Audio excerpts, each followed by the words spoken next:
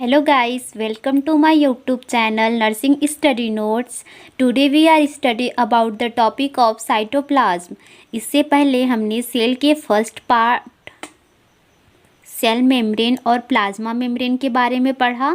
आज हम पढ़ेंगे सेल का second part cytoplasm. So let's start. Cytoplasm is jelly-like solution that fills each cells and is enclosed by cell membrane. जो cytoplasm है वो एक जेली लाइक सॉल्यूशन है जो कि हर एक सेल में प्रेजेंट होती है और ये सेल मेम्ब्रेन के थ्रू इनक्लोज्ड होती है। It consist of 70% water, salt and protein called cytosol. जो साइटोप्लाज्म है वो 70% वाटर से मिलके बना है जिसमें सॉल्ट और प्रोटीन प्रेजेंट होते हैं जिसे साइटोसॉल कहते हैं। All organelles are located in cytoplasm and they perform specific function for the cell. जितने भी सेल के ऑर्गेनल्स हैं माइटोकॉन्ड्रिया, न्यूक्लियस, गोल्जी अपरेटस, ये सब कहाँ प्रेजेंट होते हैं साइटोप्लाज्म में और वहाँ पे वो अलग अलग स्पेसिफिक फंक्शन परफॉर्म करते हैं सेल के लिए। All the metabolic activities are done in cytoplasm. जितनी भी मेटाबॉलिक एक्टिविटीज़ होती हैं हमारी बॉडी में, रिएक्शंस होते हैं, साइकिल होती हैं, वो सारी साइटोप्लाज्म में कंप्लीट होती हैं। Next, nucleus. ये न्यूक्लियस का स्ट्रक्चर है जिसमें देख सकते हैं ये न्यूक्लियर मेम्ब्रेन है जो कि न्यूक्लियस को कवर किया है। इसमें छोटे छोटे पोर्स प्रेजेंट होते हैं जिसे न्यूक्लियोपोर बोलते हैं।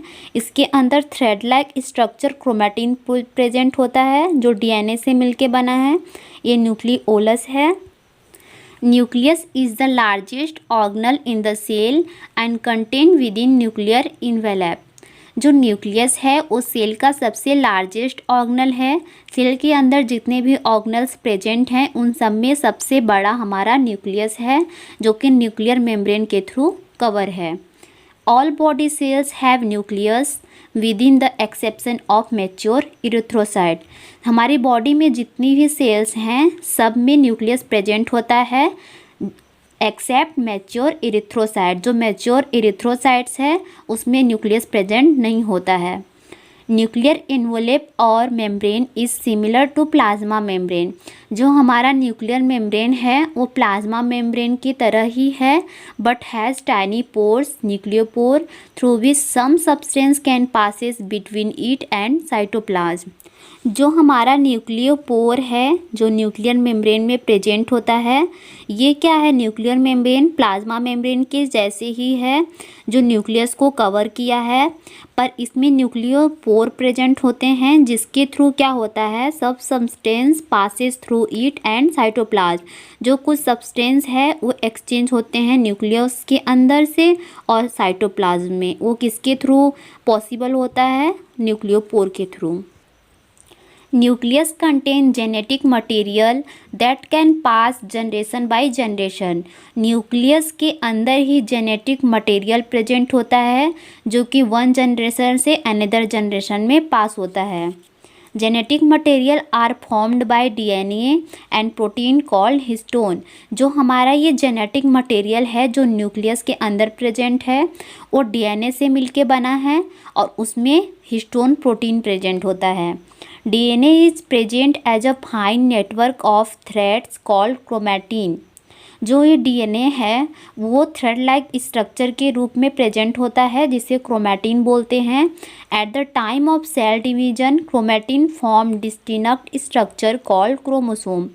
जब सेल डिवीजन होता है उस टाइम में जो थ्रेड लाइक स्ट्रक्चर क्रोमैटिन है वो क्या बनते हैं, क्रोमोसोम का फॉर्म करती है सेल डिवीजन के टाइम पे। Functional unit of chromosome is gene. जो क्रोमोसोम है जो कि क्रोमैटिन बनाती है वो उसकी फंक्शनल यूनिट है जीन। बहुत सारे जीन्स मिलके क्रोमैटिन बनाते हैं और क्रोमैटिन बाद में क्रोमोसोम बनाते हैं। सो क्रोमोसोम की फंक्शनल यूनिट क्या है, जीन। जैसे हमारे बॉडी की फंक्शनल यूनिट क्या है, cell. Nucleus contain 46 chromosome. Nucleus के अंदर 46 क्रोमोसोम प्रेजेंट होते हैं जो कि पेयर में 23 पेयर्स होते हैं। The nucleus is filled with transparent liquid called nucleoplasm, which contain roughly spherical structure called nucleolus, involved in synthesis of RNA. जो ये हमारा न्यूक्लियस है, इसके अंदर ट्रांसपेरेंट लिक्विड न्यूक्लियोप्लाज्म प्रेजेंट होता है।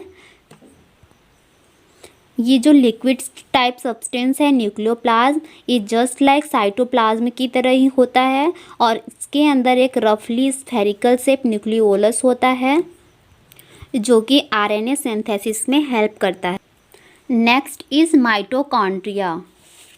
ये माइटोकॉन्ड्रिया का स्ट्रक्चर है।